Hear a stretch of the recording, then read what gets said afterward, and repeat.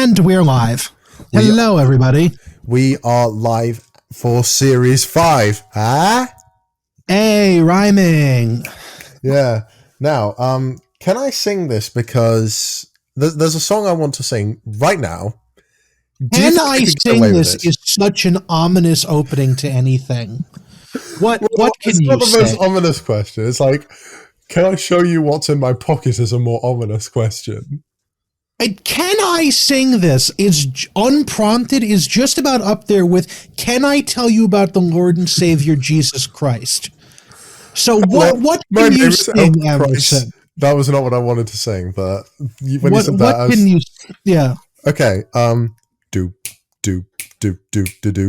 1, 2, 3, 4, 5. Everybody in the car, so come on, let's ride to the liquor store around the corner. The boys say they want some gin and juice, but I really don't wanna. Because it's Series 5, I thought I'd sing Mambo number 5. So fucking impressed at how good that sounded. I thought it was going to be dog shit, and then it wasn't. Well, I can't wait to hear it back. Should I keep singing, or do you want me to stop? I was actually about to pick it up, and I realized that I do not remember that stanza of Mambo number 5 anywhere near well enough. A little bit of Monica in my life, a little bit of Erica by my side, a little bit of Rita's all I need, a little bit of Tina's what I... Oh no, hold on, I'm going to change the lyrics, okay? In the sun. I'm changing the lyrics, okay? A little bit of Aisling in my life, a little bit of Bob by my side, a little bit of Mark and Nish, all I need, a little bit of Sally's what I see, a little bit of Alex in the sun, a little bit of Gregory all night long, a little bit of Tiki, here I am, a little bit of Joe makes me your man. Jump up and down and move it all around. Shake your hand to the sky. Put your hands on the ground. Take a while. Okay, I'm running out of strength in my fingers to keep clicking. Mambo number YTSN. That's the episode right now. Well, I wanted to sing a number 5 related song for Series 5.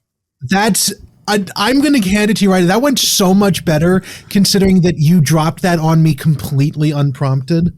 But I totally vote. Did you like the lyric change with me adding the contestants? I really did. We're calling this Mambo number YTSN, right? Mambo or number something. Mambo number Series 5. Mambo Series 5. Yeah, that was a great opening. For those. Okay, so what you've just heard is the original intro for this episode, because this is our second time recording Series 5, Episode 1. The last time was... very bad. And did we tell them in the Taskmaster number 5 intro that this is Season 5 of Your Time Starts Now, a Taskmaster podcast? Well, whatever series of Taskmaster we're covering is the series our podcast is on, because we like to take little breaks after so we don't exert ourselves. Yes. Yeah. Anyway, so we've still got that hype intro, and now it's just cut back to reality. Yeah, like we said, the first recording of this episode went awful. I experienced some problems with the cable to my microphone. I've since got a new cable, and I hope we don't experience that problem again. We haven't so far. If any of you have experience with using Zencastr, we were on recording number 12 when we finished the first version of that, which is very bad. It was very bad. Yeah. Everything was bad. And I know we're not the best or most professional podcast, but even by our standards, it was not good. Yeah, it was so bad. But now we are. Anyway, let's take away the somber tone, because hello everybody, and welcome to Series 5 of Your Time Starts Now, a Taskmaster podcast. I'm Joe, and I am also Joe. No, you're supposed to say I'm Emerson. I thought I'd mix it up this time. We don't plan a lot of these things, so that's why. No, we don't. That's what you're hearing. I mean, is our raw and genuine reactions. Yeah. Let's quickly redo some banter. Did you have a good Christmas, Joe? Yes, I did. I got a new microphone for Christmas, which is why this probably sounds better. It better sound better. I still have the same microphone, and even though it cost me quite a bit of money, sometimes it still sounds a bit shite. It's a Blue Yeti. Maybe I'm just unprofessional. I don't like to sit at my desk when recording. I always like to lie down because it's just more comfortable for me. And yeah, I had a good Christmas, fairly bog standard. Nothing too exciting. I realized last that Christmas, though. Sorry. Oh, I was going to say, I realized that I am now fully an adult because part of my Christmas gifts from my parents were thick socks and new underwear, and I was absolutely ecstatic to get that because it means I don't have to fucking buy them. So I was thrilled that I got socks and underwear, and that is when you know you are an adult. Yeah, like, you're also an adult when getting money is more, you feel relieved to get money and not excited. I mean, I still like getting actual presents. Money, I always feel giving money is such a fucking cop-out. I'd much rather hunt down an actual present. What I've realized is that cash is a very safe present, but it's also the only present that no one can hate. You've given me the wrong denomination. How dare you? Get rid of this. I wanted $100 bills, not tens. If you're real, how to show you're a really shitty person. No, how to leave because I saw this Vine a while ago. It doesn't have as much of impact as over here, but it was called "How to Leave a Tip for a Really Shitty Waitress." Now, obviously, in case you don't know, tipping culture is not a thing in this country. Yeah, I'm aware of that. If you ever come here, do not tip anyone. Well, don't tip people at the bar. Don't tip people who bring you food. I've been to Europe. I know that. You've been to Europe has so many different countries and cultures. We're not all just one. We don't all have the same culture. I've been to Ireland. I've been to Iceland. I have been to places that your country colonized. I'm aware of the Anglosphere culture. Have you actually been to my country? No. Okay. Your country, though, notably is not Europe. But yes, I am aware that tipping culture isn't a thing. I don't want to get into this. You words cannot describe me how much I don't want to talk about this. But I'm going to say this right now. We are not part of the European Union. I know. We are still part of geographical Europe. What? Do all of you think Africa is a country? A not insignificant number of people would think that, although I will say that South Africa is a country and the Central African Republic is a country, but there is no singular country called Africa. Well, no duh. But no, some people do think that, and that's because they failed geography. But anyway. Also, what were you saying about tip culture? Is the how to leave a tip for well, actually, I can tell you how to leave a shitty. No, can I say how this Vine did it first? Because I'll be able to do it in about 20, 30 seconds. You're probably going to go on for like 20, 30 minutes. Anyway, so basically it's like you put your $5 bill in a glass of water, you put a paper placemat on top of the water, and then you leave and try and pull the placemat out so that the water doesn't go through. Yeah, no, and then you have an upside down glass of water with a $5 bill in it. That's a douchebag move, but this is not advanced douchebag. You think douchebag so much. Have you played South Park: The Stick of Truth? No. Well, basically, no. You get because I haven't either, but what I do know is that when you're first creating the name for your character, because Cartman will Like, What does this have to do with tipping? no, it's got to do with you saying the word douchebag. Okay. And so, like, you chose your name for yourself. Like, you have said douchebag, and you're like, is this what you want to go with? No, I said this name. Are you sure you want to go with douchebag?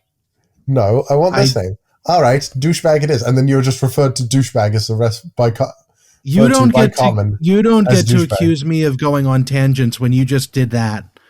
Okay, but no, At least my tangents are short. I was going to say that extreme douchebag tipping is when you eat. There are two of them. First of all, is when you don't leave a tip at all, which is a douchebag move on a really big check.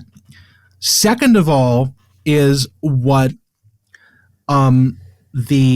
what people will do when they're like real evangelical Christians and stuff like that. And this is not a statement on religion, but they're the ones who have the props for this, which is that they will have a thing that says that looks half of looks like money. Like it's a bill that it's like a piece of paper that half of it looks like a $20 bill, and you leave that under the plate, and when you pull it out, the other half of it's a thing that says, "What's more valuable than money? Question mark, the love of God." And it's like a thing telling you to love Jesus, and it's not actual money. Oh, fucking hell. Which no. That is top tier douchebag tipping, but nothing pales in comparison to the one time I saw it happen at a restaurant, and I can't remember where this was. I think it was like a chain restaurant. The people wrote down on the tip line cash, which because you pay with a lot of times you pay with credit cards nowadays. So if you want to leave a cash tip that way, so it doesn't get added to your bill, you'll write 00, and I will write cash on there if I'm leaving a cash tip, because that way I don't feel like the jackass who's writing $0 on the tip line. Oh, okay. Well, no. Even though I'm leaving a tip, it's like one of those societal peer pressure things. So these people wrote cash on the tip line on the receipt and then left nothing. And I think their intention was to basically make the busboy get yelled at for stealing the tip, but the server was the one who cleaned the table. Like 5 seconds after they left, and it's like there's like bad person, and then there's up there, which is like holy shit. They had a plan. Anyway, would you like to start talking Taskmaster once again? I would love to talk about the same episode we talked about before. This is Taskmaster Season 5, Episode 1. It is entitled Dignity Intact. Should we run through our contestants? Yes, we should. We have Aisling B. from a TV show I didn't watch. She's from... Aisling B. is known for Home Sweet Home Alone, the Disney Plus success, and also Living with You. Living with Myself. It's either Living with You or fuck it. She was in something with Paul Rudd. Bob Mortimer. Best known to his appearances on Would I Lie to You? And many other things. And his work with some other guy whose name escapes me. Next up, we've got Literal Heron. Sorry, I mean Mark Watson. Nish Kumar, who is an absolute lost cause. And Sally Phillips, who you may best know as Tilly in Miranda. And I would just like to say that in the first recording we did of this, we actually made it the entire way through the list and then realized that we'd forgotten to even mention Nish Kumar, which is the most Nish Kumar way to refer to Nish Kumar. And also the reason I said Mark Watson was a literal heron is because he's constantly compared to a heron. Yes. From this task, from this first lineup of people, I would like to point out that there is a floral shirt count of 2. Sally and Aisling both are wearing floral patterned shirts. I'm going to keep a list of this because I like floral shirts. That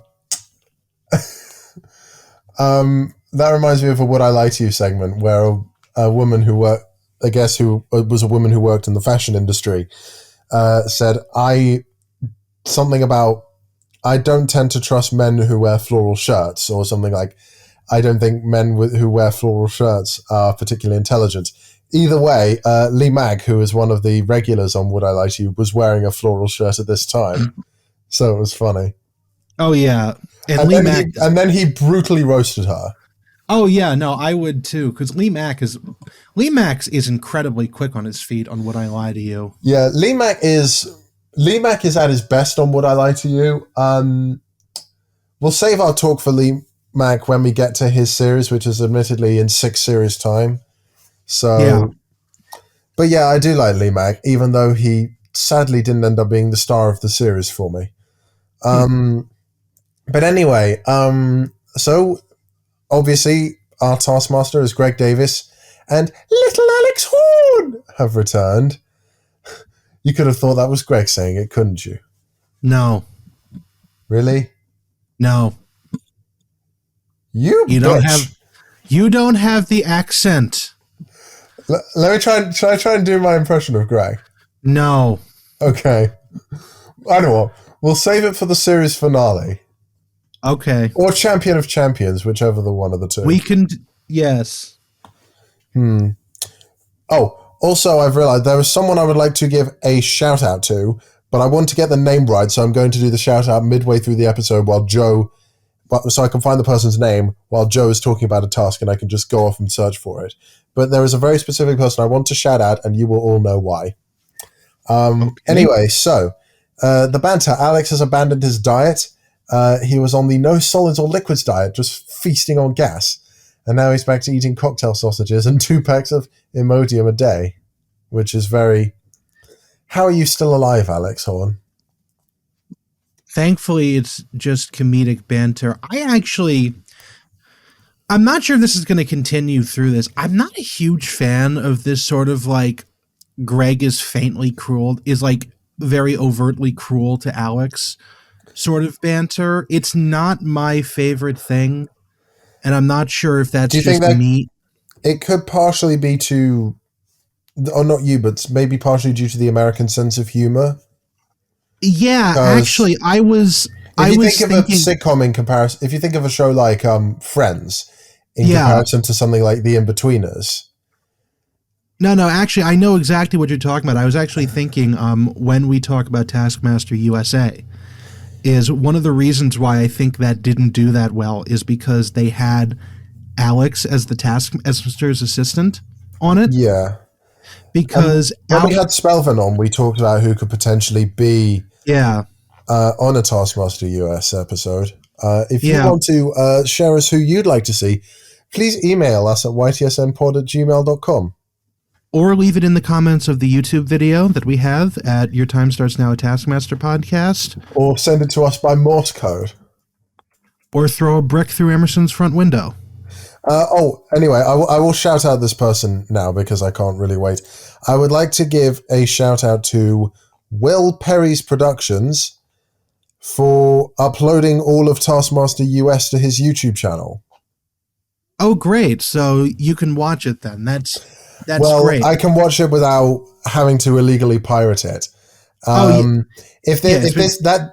know this shout out has the potential to age really badly, but as of the 24th of January 2022, Will Perry's Productions, I thank you very much for uploading Taskmaster US to your YouTube channel. I've not seen it yet because I want to be. I'd recommend that you download those through a YouTube downloader. Oh, they've got a Taskmaster Spain now. Jesus Christ. The episodes of Taskmaster Spain are like 2 hours long. Oh, are they in Spanish? They're Spanish with English subtitles. Oh, we should watch that. We should. There's Taskmaster Norway as well.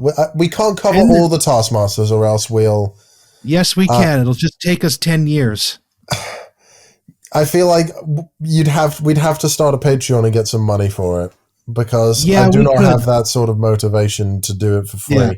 I could do the UK version for free, but and maybe By the the way, US version, and that's it.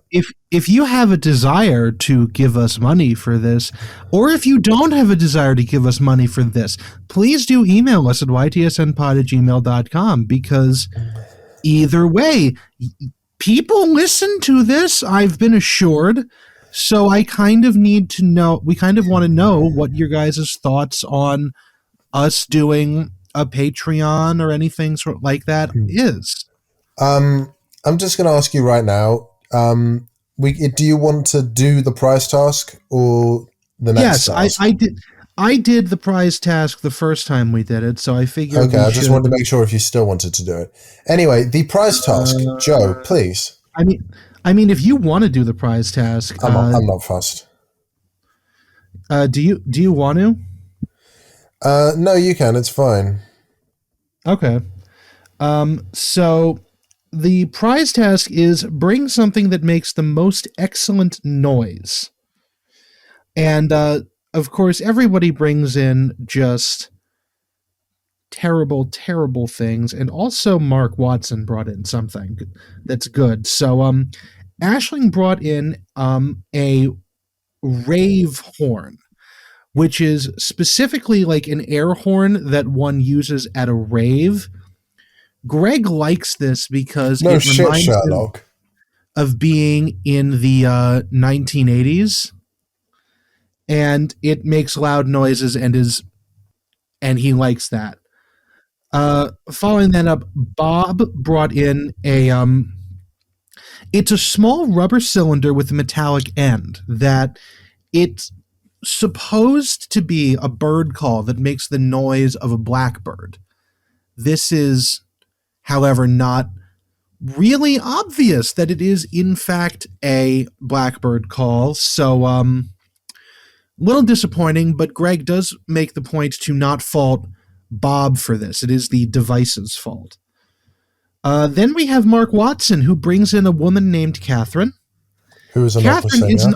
Catherine is an opera singer. You cannot win Catherine, but Catherine will sing the name of the winner in an operatic fashion.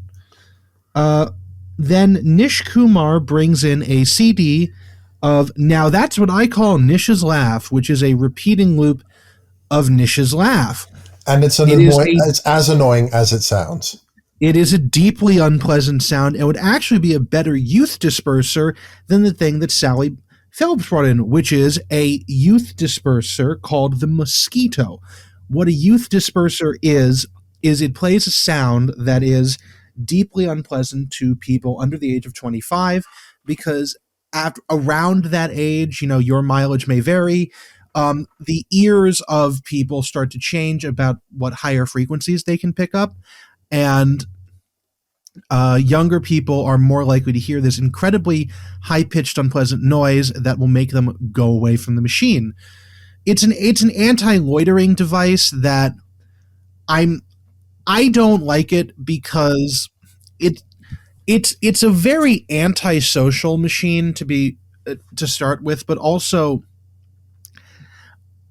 I've come across similar devices like that used for keeping pets away, and my ears rang for like 2 hours after I came across one of these things thinking it was turned off, and it wasn't. And the noise it makes is really something.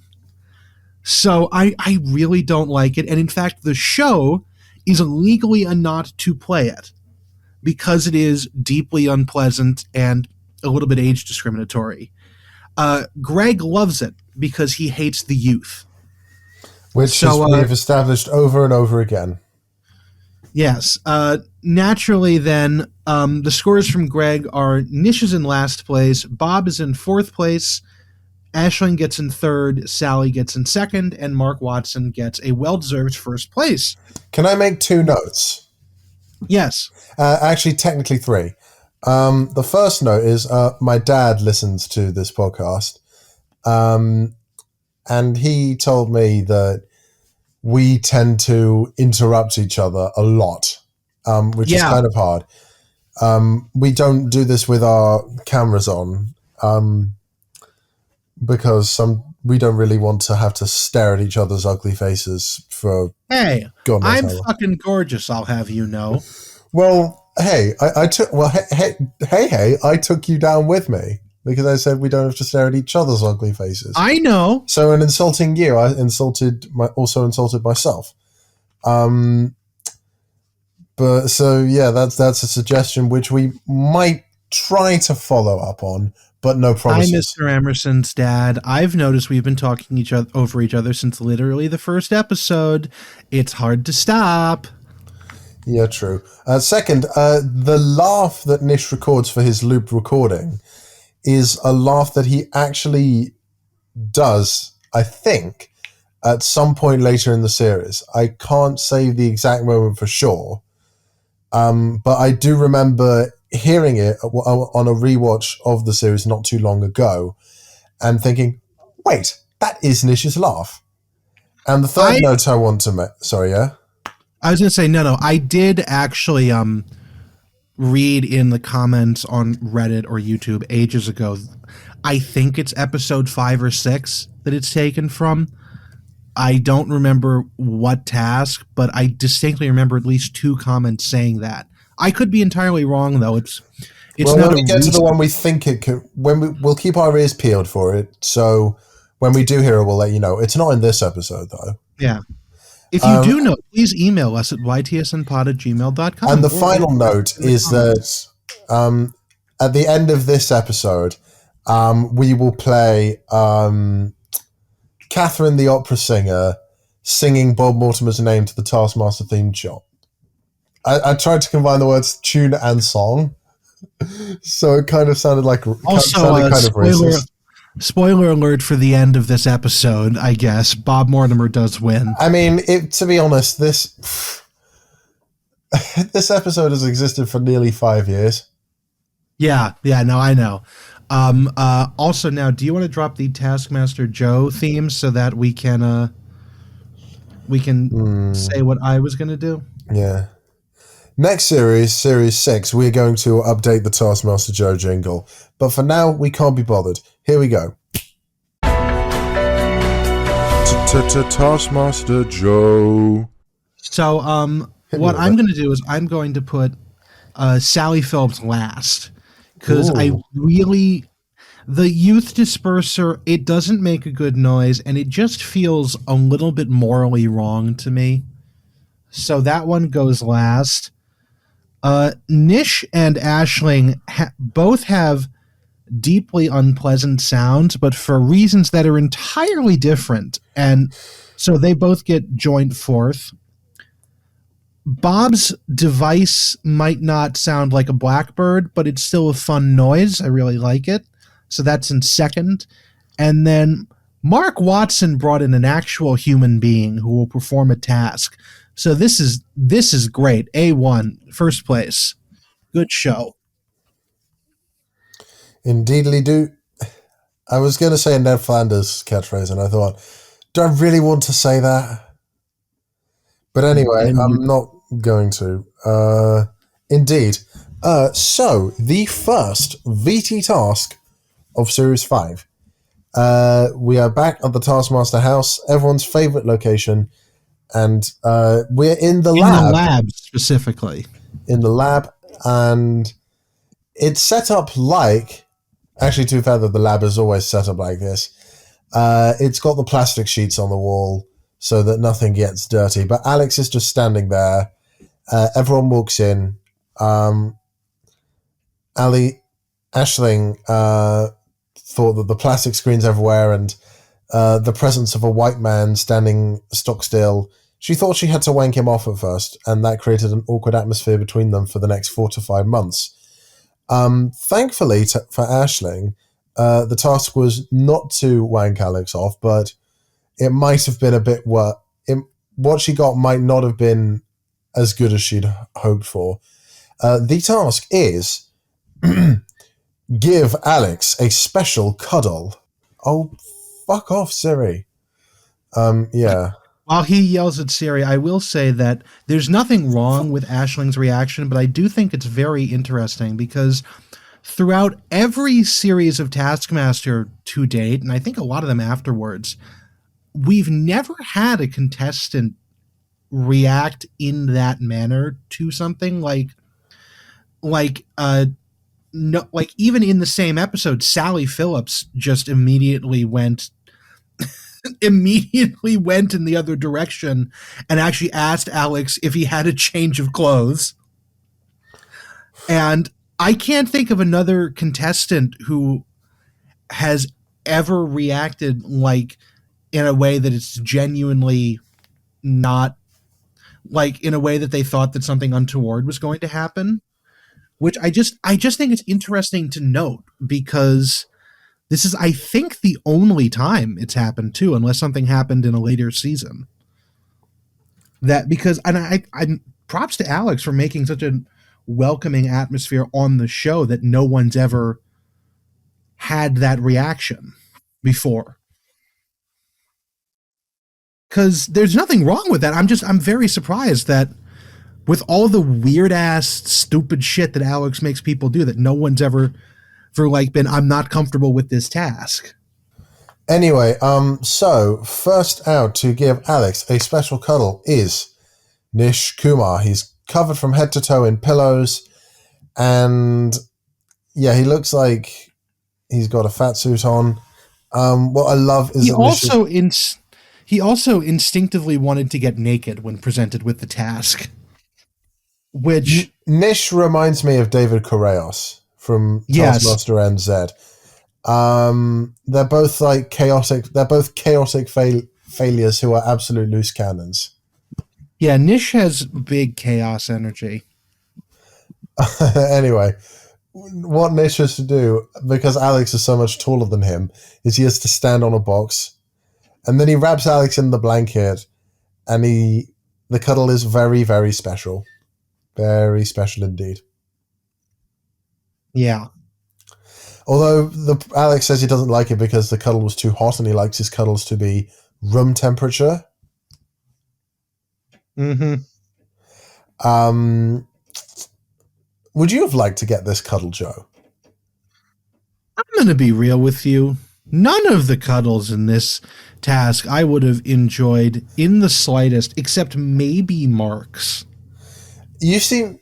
I mean, obviously feel free to correct me if I'm wrong, but you strike me as the type of guy who just doesn't like physical contact. Oh, no, that's absolutely incorrect. These just all are shitty physical contact. I'm a very touchy-feely, affectionate person. None of these are enjoyable, touchy-feely, affectionate contact. Also, I just want to say that when Joe says he's a touchy-feely, affectionate person, he means within the consent of all other parties. Yeah, not like that, you perverts. Dirtbag, whatever. Well, you know what I meant. Aisling comes out dressed as the sexy Cuddlebot 5000, newest model on the market. Says a bunch of weird things that I didn't make track of, and she tries to suck Alex off with her arm. Because her arm is like wrapped with is in a heating duct. Like it's in a paper tube and she brings it down. Alex opens his eyes when Aisling comes in because she told him to keep his eyes closed. And they'd moved furniture into the lab to make it someplace that he could sit down. And he just opens his eyes and a concerned look emerges on his face and does not leave for the entire rest of the task. Nope, it does not. Alex, once again, is thrust into an awkward situation he cannot recover from. Yeah, Aisling would later say during the studio segment that she did misjudge the entire situation.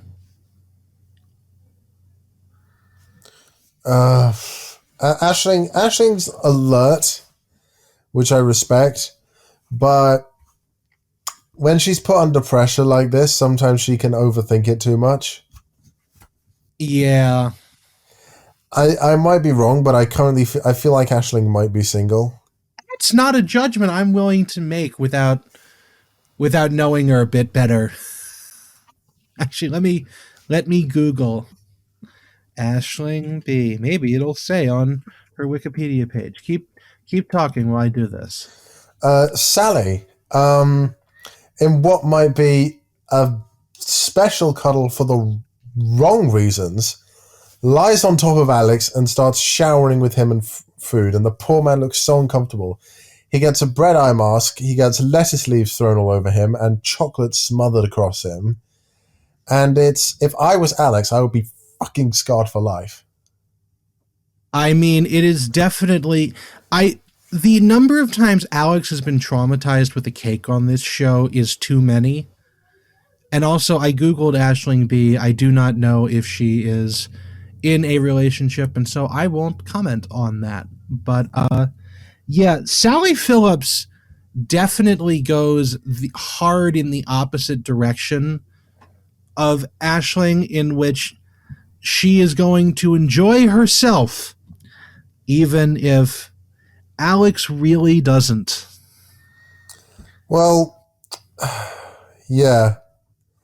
I was trying to think of something witty to say and couldn't. Anyway, we have we have two people left. Mark takes Alex by the River Thames, and he cuddles Alex while showing him a picture of his wife. Alex's wife. Alex's wife. Yeah. Not Mark's wife, Alex's wife. I mean, yeah. I wanted to say something, but I think it might not have been as funny in my head and not as appropriate. But anyway, it's very picturesque, quite cute and romantic. I feel like if it wasn't two fully grown married men that are both comfortable in their own lives, it would have been okay.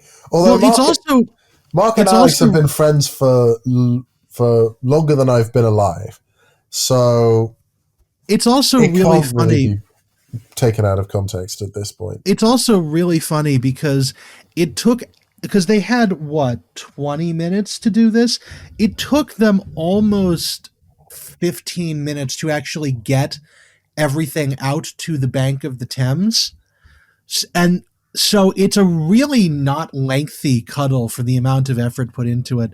And then also, it's really funny because Mark had to Google how to cuddle someone, which Mrs. Watson, I'm so sorry. And then, it's very funny, and he means well. He means well. I'll give him that. It's just the execution wasn't quite there. And then we get on to Mr. Mortimer. Yes. Bob Mortimer, who already is one of the most complicated... I was going to say odd, that's not fair. Complicated people in the world. He wants Alex to get into the boot of his car, and in the boot of his car, there's a banana and some deodorant. Bob gets in first, and then Alex gets in so that Bob is big spooning him. And Alex shuts the car boot lid, and they just stay there for a while. And if I was Alex, I would be extremely scared. There's a spray of deodorant at one point, which concludes the special cuddle. And some things to note here is that, first of all, Bob Mortimer has apparently wanted to have an excuse to get into the trunk of his own car since the day he bought it. That's number one. Second thing, this is just an observation. Bob Mortimer drives an Audi A8L TDI, which is the long wheelbase version of the A8 with a diesel, and it's effectively the best sedan you can buy as an Audi.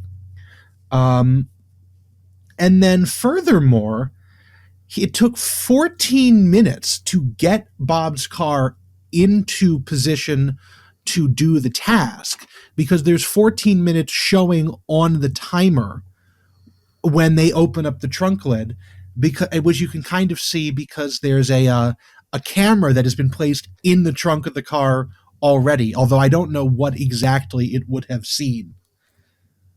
But it's also Bob saying, "Have you seen the Muffin Man?" to Alex, which was very emotional because his father worked in baking, I think, was what he said. I mean, probably. I don't know. Bob Mortimer is a very eccentric individual for whom every story just continues on in manners that you wouldn't understand. I could listen to Bob talk for hours. I can listen to Would I Lie to You just completely descend into anarchy with Bob there. I mean, to be honest, obviously I love Bob on Would I Lie to You, but I still prefer David Mitchell. Well, actually, no. There's a new Bob Mortimer story out on Would I Lie to You that I just saw it last night on Reddit. It's another one, and David Mitchell's going there thinking, and he actually says at one point to his co-star, who's obviously never been on the show before, it's like, this is Bob. Anything can be true. Anything can be true. Anyway, and it's my favorite thing ever. David Mitchell has learned not to question Bob Mortimer. I mean, David Mitchell's a smart man, but it takes him a long time to process things. Anyway, we should do the scores. So, yes. Bob's extremely special cuddle, if quite scary, gets 5. Sally's absolute carnage gets 4. Sexy Cuddle Bob 5000 gets 3. And Mark and Nish both get 2. Because, yeah. So, do you want to do Taskmaster Joe for this? Yes, I would. 3, 2, 1. Taskmaster Joe. So, actually, I agree with Greg most of the way down the list. Bob gets first. Sally gets second because it's... Okay, Bob gets first for understandable reasons. Sally gets second for... It's definitely special. We're not going to get into which kind of special, but it was special. After that, I'm going to give Mark and Aisling a joint fourth because neither of them managed to nail the execution of it. Again, for very different reasons. And then Nish's was just sad, and so that one goes in last place. Nish's was just not great. It was, dog shit. I wouldn't go that far. It's just... It was really, really there. It's just... It just existed. Hug this man with a couch cushion taped to his chest. This is not special. This is like, okay.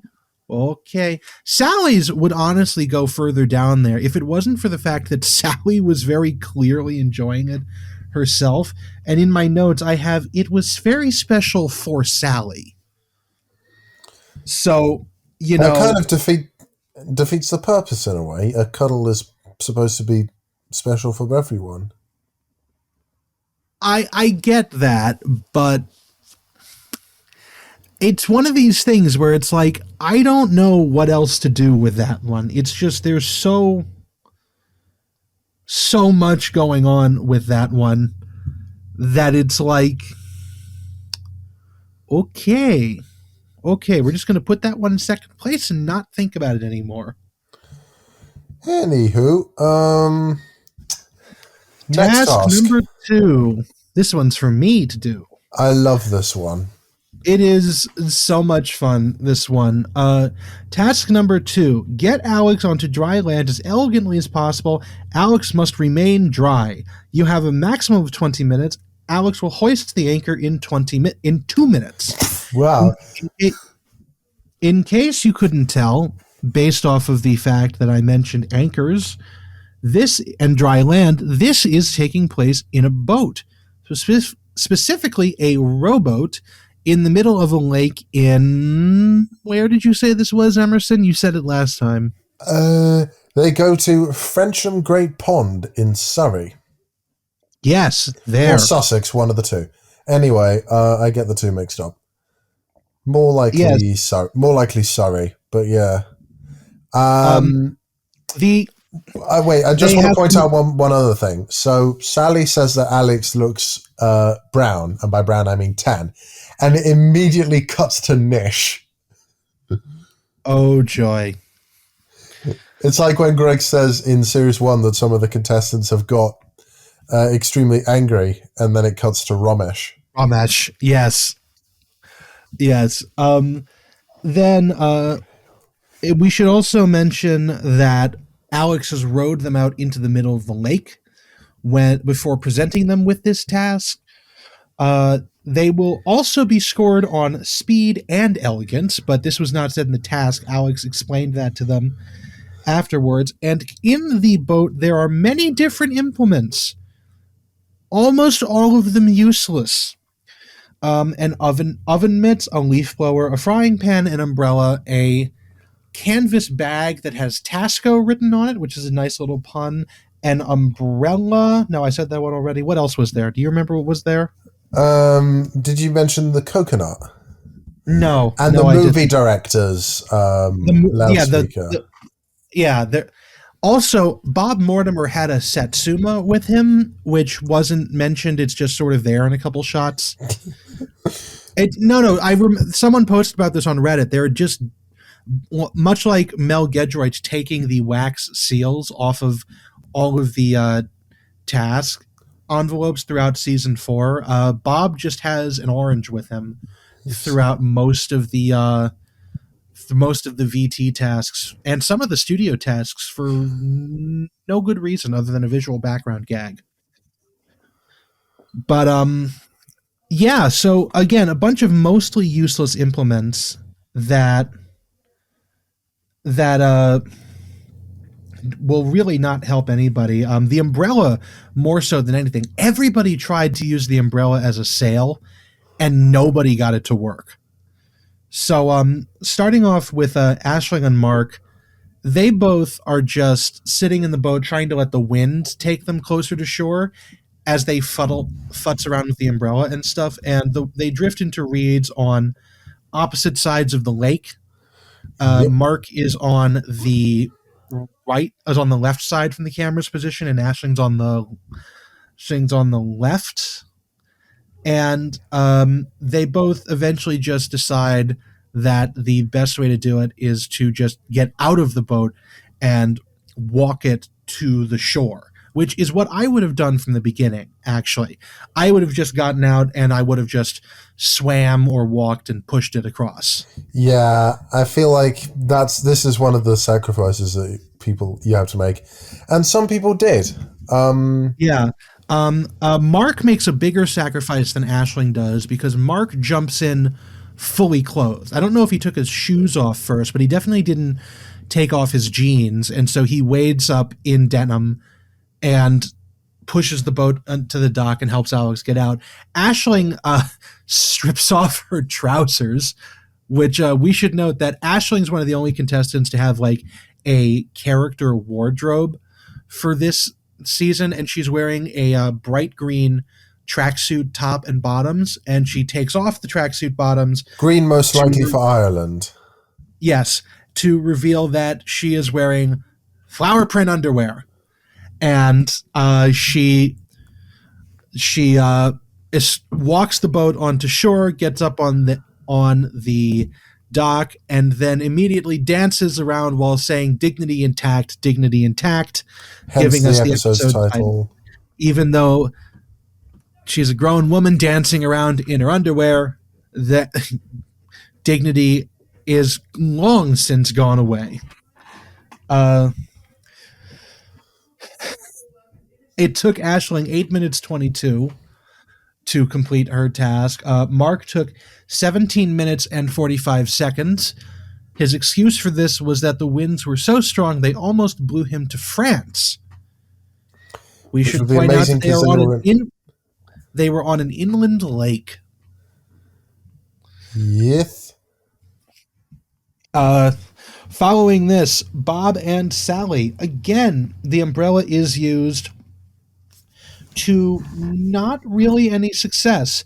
Bob tries to fill the Tasco bag with heavy implements and then use it as like a seagoing version of a grappling hook almost, where he throws it into the water and then tries to pull the boat towards it. Oh, did we mention that this episode was recorded on Bob's birthday? Or this segment, at least? No, we didn't. So, Bob's task was filmed on his birthday. and he said he turned 58, so it would have been May 23rd, 2017. Yes. Yes, and then but Bob was not successful on his birthday. He could not get it. He resorts to using the bullhorn as a paddle. Uh, Sally, meanwhile, comes up with what is deemed to be the most elegant solution, which is that she takes a pool cue, because there was also a pool cue in the boat, and basically punts them along like she's doing like a Venetian gondola off the bottom of the lake. She does it in 10 minutes 12 seconds, which is not the shortest, but it is the most elegant. Bob, Yep. meanwhile, does it in 12 minutes and 37 seconds. Meanwhile, Nish Kumar, in a surprising move, considering that he really thought that now that's what I call Nish's laugh would bring him in any points at all, uses a leaf blower as a propulsion method, because the leaf blower was there and the nozzle for the leaf blower was there, but they were separated and nobody else seemed to do this. And so, but Nish finds both of them, puts it together, and then just sticks the leaf blower off the edge of the boat and uses it in the water as like a water jet and pushes them to shore in 4 minutes and 5 seconds. However, he does suffer on the elegance front, first of all by his pants slipping and showing off his butt crack as he helps Alex out of the boat. Which leads to one of my favorite interactions of the series. I can feel the wind on my butt crack. I could see the wind on your butt crack. You can see the wind on my butt crack? A little bit. And then, furthermore, we get the cry of the elegant man at the end of this, which is Nish standing on the dock and screaming, "How do you like them apples?" Should we just put not make it the episode's title, but maybe the description? How do you like them apples? Yeah, we could do that. Because I used to like write full blown descriptions of the episodes for their stream. Oh yeah, no, I stopped doing that ages ago too. I think maybe what we should just do, I'll go back and edit them, but maybe just like an iconic quote from the episode. I think we should just do that going forward. It can show us slowly tailing off. But anyways, let's get back into the episode. The scores for this task. Nish wins. Nish gets a very rare 5 points. Sally Phillips gets 4. Ashton gets 3. Bob gets 2. And Mark, despite not getting all the way to France, gets 1 point. I should say that Sally got that second place finish because hers was more elegant than Ashling's, even though Ashling took shorter to do so. That's why it was scored in the way it was. Next up is a basketball-themed task, and for this most American of sports, we're going to have Emerson do it. Yay! Anyway, so, VT Task 3. Get the basketball through the hoop without using your hands. And a rule that's established pretty quickly is that they cannot use gloves or anything that could be interpreted as gloves for the sake of this task. And upon hearing this, Sally Phillips gets out of her chair and attempts to leave. I still think that's bullshit. I still think that whole thing is bullshit. I'll fight someone on that. Anyway, we'll cross that bridge when we come to it. I just had to yawn, hence why I didn't say anything immediately. So, paired up together first are two of Alex's favorite verbs, Bob and Mark. So, I'll quickly talk about Bob first. Bob kicks it a few times, and then he puts it in a traffic cone and uses a ladder to dump the ball in via the traffic cone, and he does so in just under 3 minutes. Which I would like to point out that in far as both of these tasks had unsafe tools used. Bob, instead of using like a more modern folding ladder, gets this like old-fashioned wood ladder, straight up and down ladder, which he braces on the round pole of the basketball hoop. Which it's like this. How did you not die, Mortimer? How did you not die? Or at least end up in hospital. Yes. Mark uses 2 buckets to pick up the ball, and then he gets what's this thing called again? Okay, so Mark A commode on wheels. That's it. Yes, it is literally the most unstable dangerous thing you could get, because not only is this a chair on wheels, this is a chair on wheels that is used in medical settings for people to take a dump through. So there is a hole in the center of this chair and he is standing on it.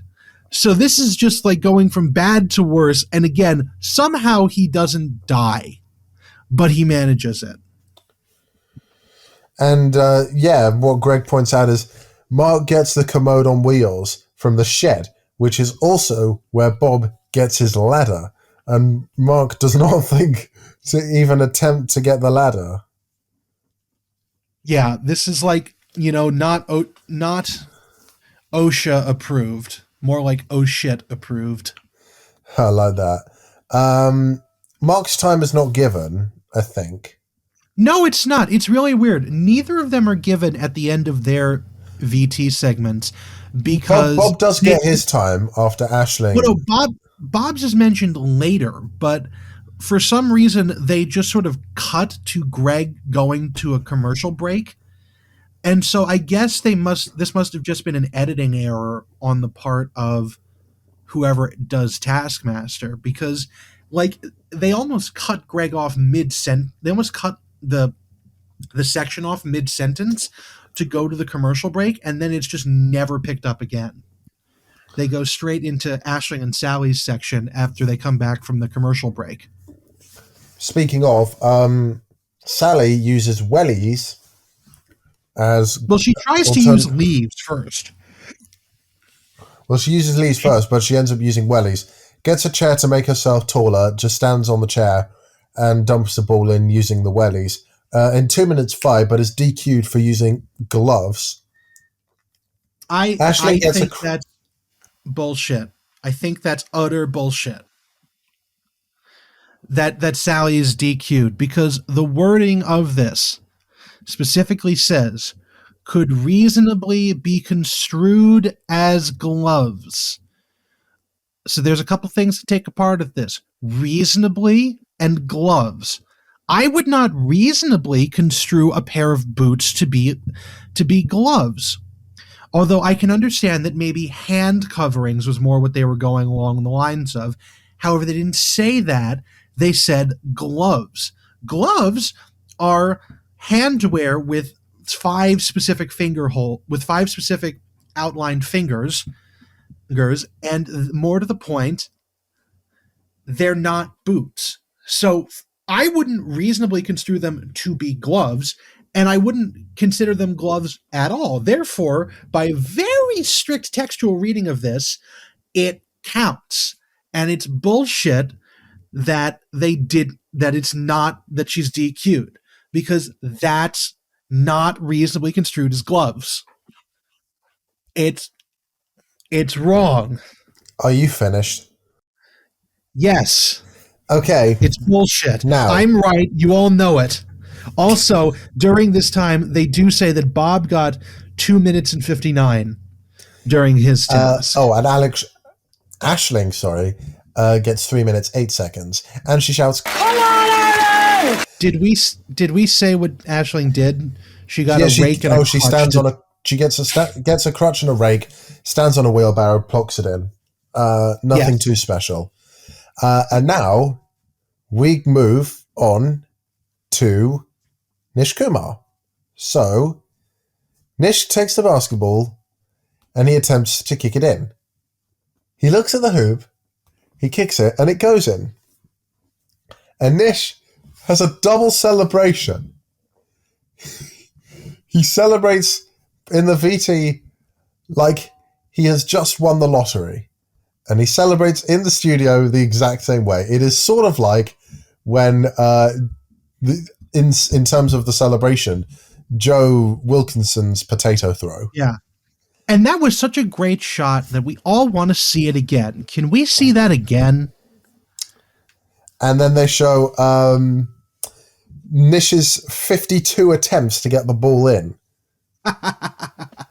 Now, I want to say I'm actually quite glad we're doing a re-recording of this episode, because in the time we did the first recording and now, I listened to the official Taskmaster podcast covering this episode, which Nish Kumar himself was on. Fuck you, Ed Gamble. So Nish has said that this moment here is one of, if not the only scripted moment in Taskmaster, because the producers told him that they were just going to show Nish's attempt of him getting it in first, to which would be followed up by his immense celebration, and that he would have to celebrate alongside that. And then he's celebrating, knowing that he's got to sit there and watch the 51 other attempts. And you can see Alex at one point goes to get a chair. And I think I mentioned this last time.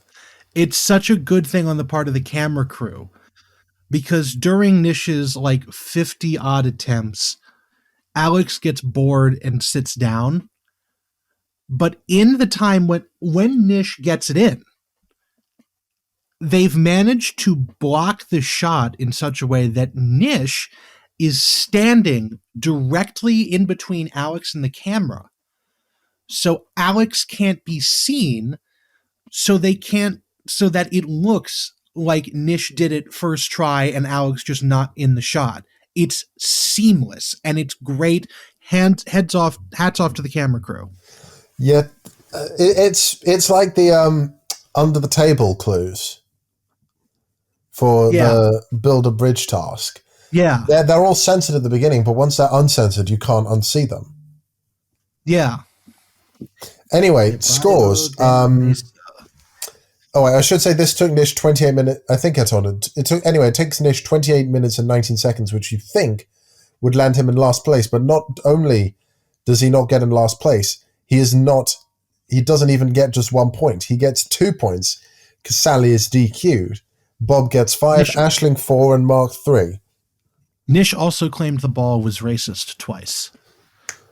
And Nish says something about him being brown and the ball not going in, and just finding some sort of parallel between the two.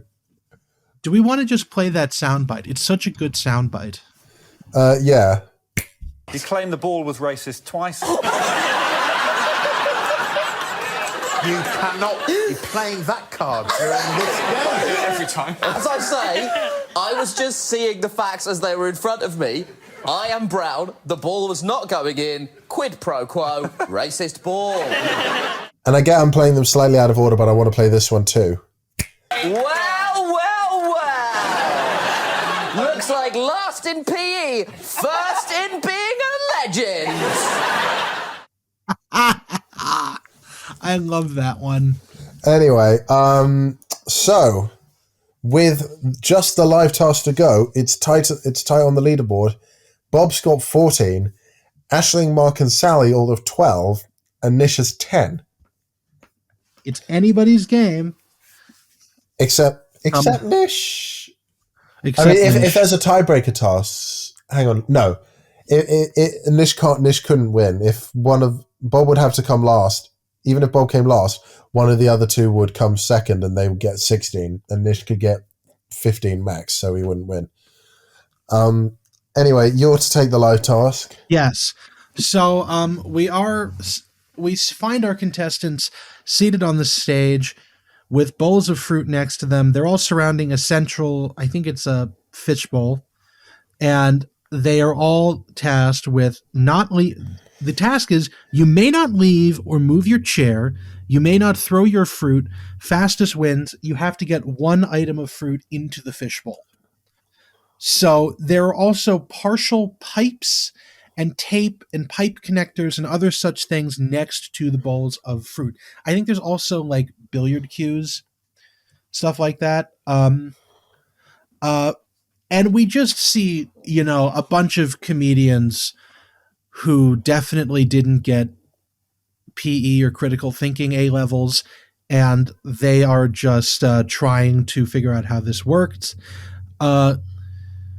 Mark you know, tries to get a fruit in, and he takes like a partial pipe and sort of flicks a piece of fruit into the bowl, and it's deemed later to not be a throw because it was like a flick, which I guess is different. Bob takes a billiard cue and spears a pear and manages to get it in, leading Nish to shout, "You can play at that game, Mortimer!" Sally is frantically trying to tape together pipes with duct tape and absolutely did not know that there was pipe connectors present. And yeah, it's just quite funny. Looks so defeated when this is made, when she is told about them, and it's just, and then she gets hers in, and then actually they ran out of time, and Aisling did not get hers in at all, because this is a very edited live task, because most of the live tasks we've had so far take, normally they're set a time limit of around 100 seconds for some reason, and in this case, there's apparently no time limit, because it took Mark 12 seconds, Bob 20 seconds, Nish a minute 9, and Sally 3 minutes 40 to get their fruits in, but it's absolutely not presented in that way. It all looks like it went in like 100 seconds like normal, and it's only after we get that we realize that this was deeply edited down. Aisling, more to the point, does get a DNF, but they feel that if they'd allowed her to go on for longer, she would have gotten it, so she gets a single point. Can I just say, I think this might be our shortest episode ever. I think we might have one that's a little bit shorter. Like, we're going to be beating this by maybe a couple of minutes. Well, I wouldn't mind keeping the episodes from now on a bit shorter because, yeah, it's less editing work for me. Yeah. Yeah, we can try. Also, shorter episodes, shorter podcast episodes in general tend to do better. I want a 24-hour podcast. We do the entire season in one go. We could do charity live stream events where we stream a single season of Taskmaster at once. We could do that. We could have a watch-along. I do want to do watch-alongs of various TV shows. Yeah. We could totally do that. But although they would have to be extremely unedited. Oh yeah, no. I present myself as though I'm never to be edited. But anyways, Bob does in fact get his name sung by Catherine the opera singer, which we will play at the very end, and I don't really have anything else for this episode. Neither do I, to be honest. Nope, that is then I guess the end of this episode. Thank you very much for watching. Or listening. Thank you very much for. Well, they could watch it on YouTube, but thank you very much for watching and listening and supporting us by listening to it. If you're on YouTube, like and subscribe. But if you hit that follow button, I'll find you and kill you. Because we don't like that on this channel. Also, please do let us know in email or a YouTube comment, or if you can figure out how to comment on Spotify or Google Podcasts. I don't know how, but if you can. I feel like if you want you're going to do the Patreon, aren't you? Yeah, I was going to say, let us know if you want us to do a Patreon, but also, very critically, please also let us know if you don't want a Patreon. And if you do want a Patreon, let us know what you would like to see on it. Yes, and also, just let us know sort of what you want. That's actually a much better thing than I was going to say. I was going to say something else. But is there anything that you would be interested in doing, Emerson? Well, I wouldn't mind watch-alongs. At some point, maybe we might cover some international Taskmasters. Yeah, we could make Taskmaster New Zealand a Patreon only. Yeah, or something like that. Yeah. because it's hard for us to make money from this because the website we're using to distribute this does not allow monetization outside of the US. Which one is that? Anchor. Okay. And our YouTube channel has not reached the point where we can put ads on it. So might not. No. Maybe we can get sponsors. We can get sponsors, but that will require them reaching out to us. So we'll have to see about that. I mean, maybe when we reach 2,000 listens in total, someone might take us seriously. That being said, if you ever hear me shilling for Squarespace or like a mattress company or something, I don't support that. I'll just say what they want because they pay me. Although I would like to be supported by a company that actually lets us just say whatever about their product. Not one of these, I sleep on this mattress that I clearly have never heard of before 10 minutes ago. It's always hilarious listening to those. Indeed it is. Anyway, it's not even 10 o'clock here, so I can just chill for a bit. Yeah, we did this early for once because I got out of work early because there's a level 2 snow emergency outside. Yeah. Which is really bad. We're getting 3 inches of snow in the middle of the day. I mean, it doesn't really snow here, but yeah. Folks, we shall see you next week. Yes, we shall. Goodbye. Bye.